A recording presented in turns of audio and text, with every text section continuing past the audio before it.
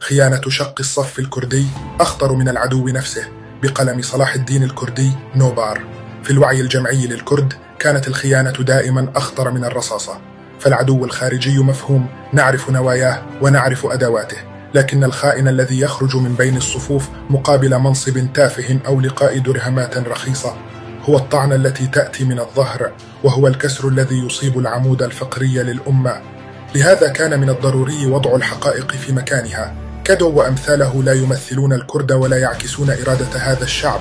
الشعب الكردي وضع ثقته فقط بالأحزاب والقوى التي شاركت في كونفرنس الوحدة الكردية، لأنها وحدها تملك الشرعية الشعبية والسياسية والتاريخية. هذه القوى تعمل من أجل مشروع جماعي، لا من أجل كرسي ولا من أجل صورة رخيصة في مكتب مسؤول أمني تابع لحكومة فقدت أي احترام محلي أو دولي.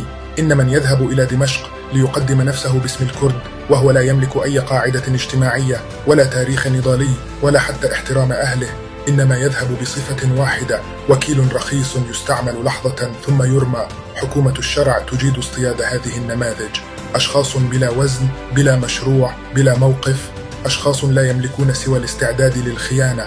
والخطر ليس في وجود هؤلاء، الخطر في السكوت عنهم، لأن الخائن الذي يشق الصف الكردي لا يضر بحزب أو جهة فقط، بل يضرب مستقبل الكرد كلهم، ويقدم مادة دعائية للأنظمة التي تريد إثبات أن الكرد منقسمون ولا يملكون رأيا واحدا، بينما الحقيقة التي يعرفها الجميع أن الكرد اليوم أقرب من أي وقت مضى إلى مشروع وحدة سياسية واضحة المعالم، وأن إرادتهم تتجسد في القوى الجادة التي شاركت في الكونفرنس.